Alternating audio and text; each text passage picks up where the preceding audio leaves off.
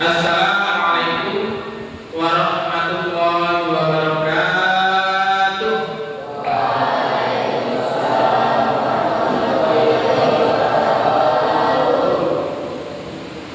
Sebelumnya perkenalkan nama saya Amirul Hosen. Saya mahasiswa semester 6 dari Universitas Islam Negeri Saiful Sentral Jati, Cirebon. Pada kesempatan yang berbahagia ini saya mohon izin untuk melakukan praktek mengajar otentik di SD IT Sekolah Dasar Islam Terbatu di Luhur yang ada di Pangkalan, khususnya untuk kelas 5 kelas kalian. Jadi selama 3 pertemuan ke depan, insya Allah saya akan melakukan praktek mengajar mata pelajaran pendidikan agama Islam, pelajaran akhlak. Jadi saya ingin untuk melakukan praktek mengajar di kelas ini. Insya Allah siap ya. Sebelumnya bisa berdoa dulu bersama-sama sebelum melanjutkan ke materinya. 1, 2, 3. Allahumma inni as'aluka ilman nafi'an wa rizqan thayyiban wa amalan mutaqabbalan. Rabbi shrah li sadri wa yassir li amri wahlul 'uqdatam min lisani yafqahu qawli. Amin. Jazakumullahu khairan.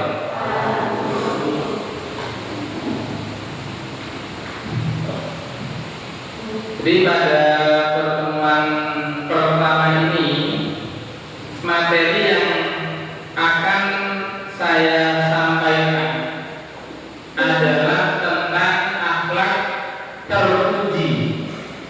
Akhlak terpuji itu adalah akhlak yang baik, yaitu jujur, yaitu tentang jujur. Dari siswa-siswi di sini ada yang tahu tentang apa itu jujur, pengertian jujur. Mungkin ada yang tahu tentang pengertian jujur. Kalau nggak tahu akan saya jelaskan. Jujur adalah sikap mengatakan atau berbuat sesuai dengan kenyataan yang sebenarnya. Jadi mengatakan atau berbuat sesuai dengan kenyataan yang sebenarnya, tanpa dibuat-buat atau ditambah-tambahi atau dikurang-kurangi. Itu pengertian sifat jujur. Jadi jujur itu adalah sikap mengatakan atau berbuat sesuai dengan kenyataan yang sebenarnya, tanpa dibuat-buat, tanpa ditambah-tambahi atau dikurang-kurangi. Jadi sesuai dengan kenyataan. Dalam Islam, jujur biasa disebut sidik, yang merupakan salah satu sifat utama dari Nabi besar Muhammad Sallallahu Alaihi Wasallam.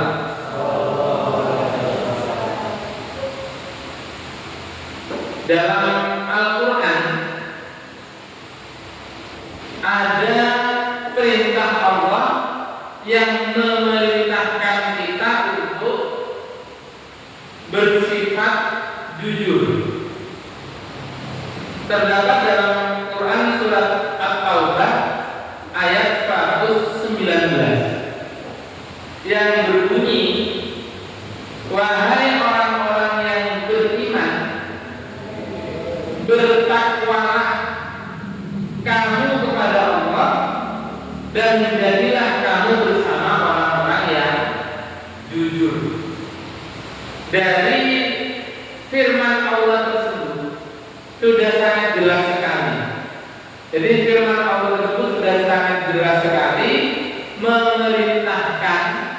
kita untuk memiliki sifat apa? Sifat jujur. Termasuk Nabi kita, Nabi Muhammad itu adalah Nabi yang memiliki sifat jujur. Jadi ada ceritanya, ada kisahnya Nabi Muhammad tentang kejujurannya. Jadi sejak kecil Nabi Muhammad SAW sudah dikenal sebagai sosok yang jujur, dapat dipercaya dan tidak pernah berdusta. Jadi dari kecil, lebih kecil dari kalian. Jadi lebih kecil dari kalian, Nabi Muhammad itu sudah dikenal sebagai orang yang jujur. Bahkan jauh sebelum beliau diutus menjadi seorang Rasul oleh Allah. Jadi sebelum diutus menjadi seorang Rasul, Nabi sudah memiliki akhlak yang mulia.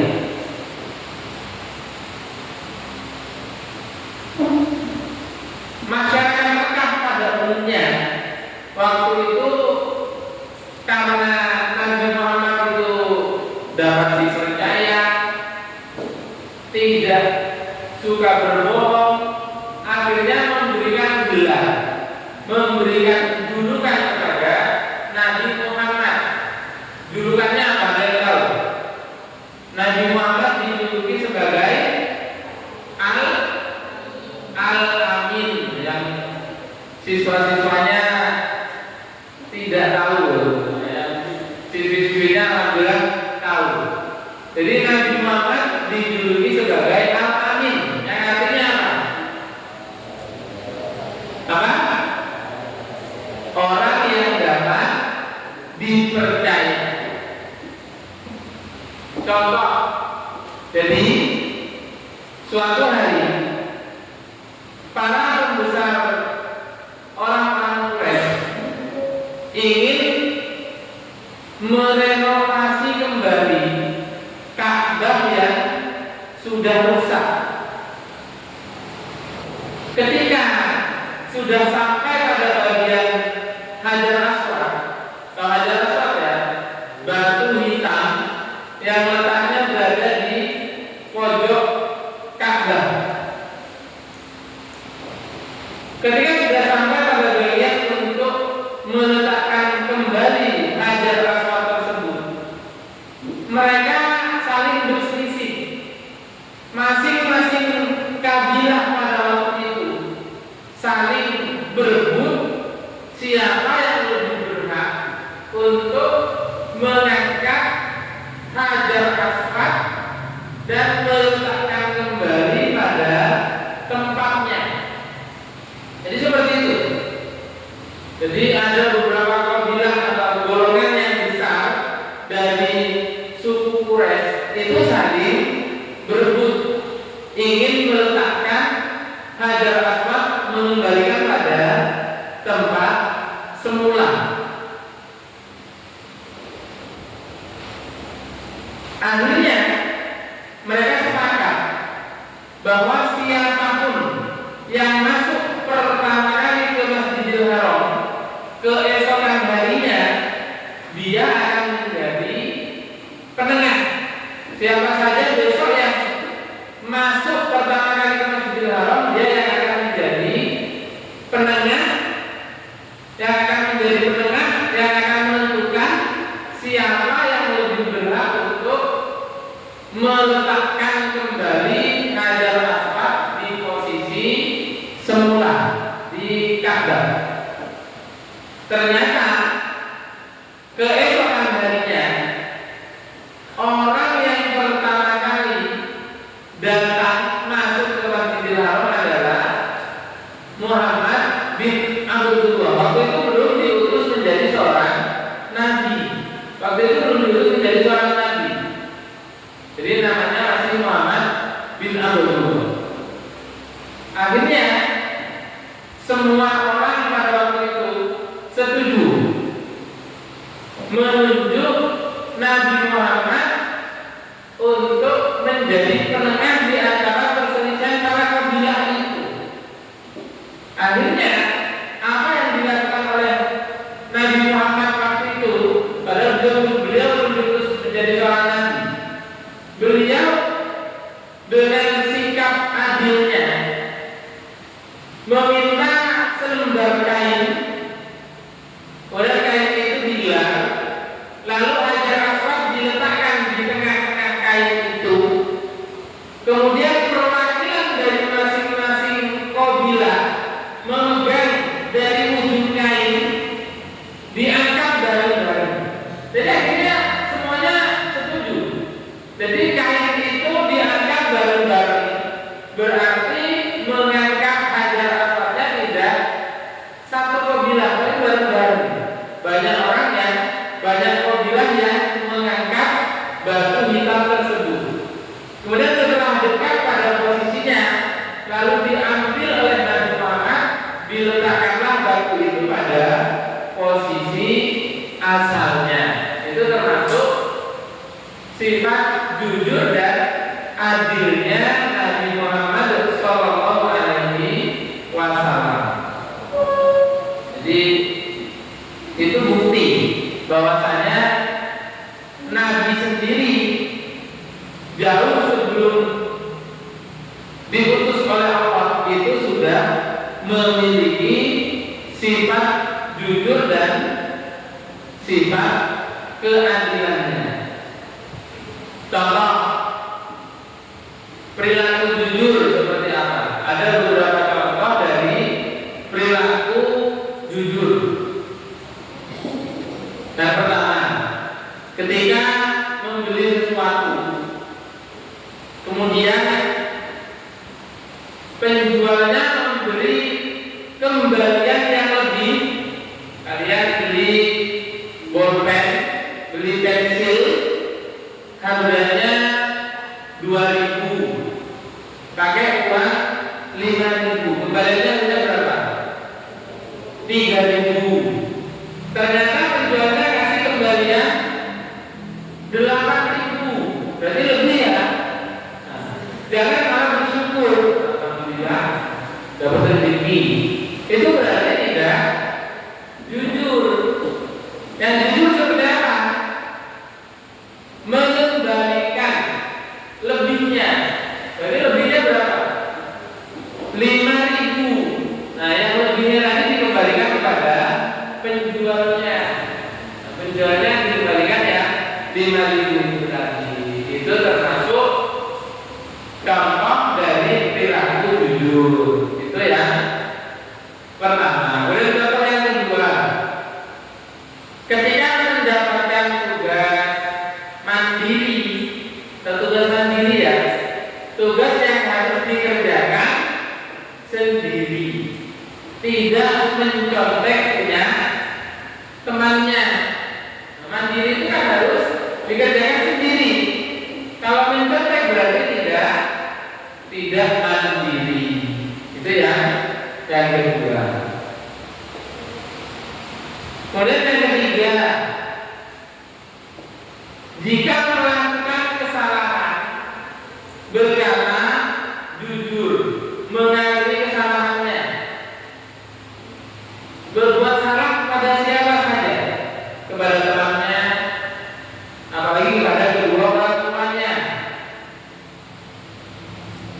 Dikasih uang untuk bayar SPP, nggak dibayarkan, berkata yang jujur, minta maaf kepada orang tuanya, dan jangan diulangi lagi kesalahannya. Kemudian contoh lagi yang terakhir, ketika menemukan barang temuan supaya diserahkan kepada guru kalau di sekolah. Kalau di tempat pengajian ya kepada ustaz atau ustazahnya.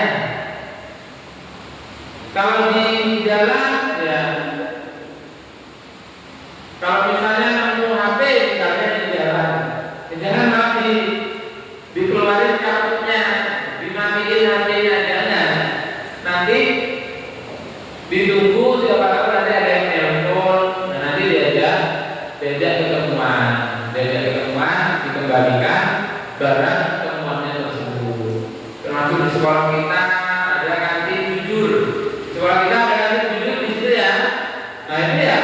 Ya harus benar-benar jujur. Namanya kantin jujur itu ya nggak boleh bohong. Beli barang yang harganya 1.000, bayarnya ya kalau pakai uang 5.000-an ambil kembalian 4.000. Di situ sudah disiapkan wadahnya, wadah uang, ada toples di situ. Jangan sampai beli ambil barang harganya 8.000, bayarnya pakai uang 2.000, ngambil kembalian 10.000. Benar apa enggak? Salah ya. Jadi ambil barang 8.000, bayarnya 2.000, masih ngambil kembalian 10.000. Berarti enggak jujur. Yang benar, kalau ambil barang 8.000, bayarnya pakai uang 10.000, ambil kembalian 2.000. Nah, itu yang benar. Berarti itu sudah memiliki sifat yang jujur. Nah, jadi ya sebagai anak yang baik, sebagai siswa-siswi yang baik, harus berusaha untuk berbuat jujur, baik di sekolah, di rumah, dalam masyarakat, maupun di tempat-tempat pengajian. Kemudian yang terakhir, manfaatnya. Ada yang tahu apa manfaat dari bersikap jujur? Manfaatnya, di antaranya yang pertama, yang nomor 1, dicintai oleh Allah dan Rasulnya. Kalau kalian memiliki sikap jujur, maka akan dicintai oleh Allah dan Rasulnya. Itu ya, yang pertama. Kemudian yang kedua, akan dipercaya oleh orang lain. Kalau kalian selalu jujur, maka akan dipercaya oleh orang lain. Tapi kalau kalian suka bohong, suka berkata bohong, terus suatu ketika kalian jujur, kira-kira temannya percaya apa enggak? Enggak. Meskipun kalian jujur, teman kalian tidak akan percaya, karena kalian sudah sering berbohong. Kemudian yang ketiga manfaatnya, membuat hati tenang, tidak gelisah. Kalau kalian jujur, hati kalian akan tenang, tidak akan gelisah, bahkan tidak akan mimpi buruk. Kalau kalian bohong, hati kalian tidak akan tenang, dan biasanya sampai terbawa ke dalam mimpi, jatuhnya jadi mimpi buruk. Makanya dengan bersikap jujur, hati akan tenang. Kemudian yang terakhir, akan membentuk kepribadian yang baik, atau akan membentuk karakter yang baik. Kalau kalian memiliki sifat yang jujur, itu akan, kalau bahasa Jawanya, balung sumsum. Kalau bahasa Indonesia, mendalam daging. Kepribadian kalian akan baik. Jadi kalian akan selalu bersikap jujur di mana saja, kepada orang tua. Kalau ditanya, oh, ada sumbangan 5.000-an, kalian minta 10.000, berarti kalian jujur apa tidak? Nah, tidak. Jadi ya harus bersikap jujur.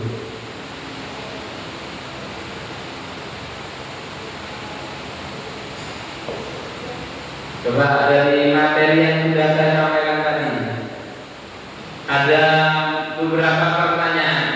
Ada yang masih ingat apa itu jujur? Coba pertanyaan, ada yang ingat apa itu jujur? Apa?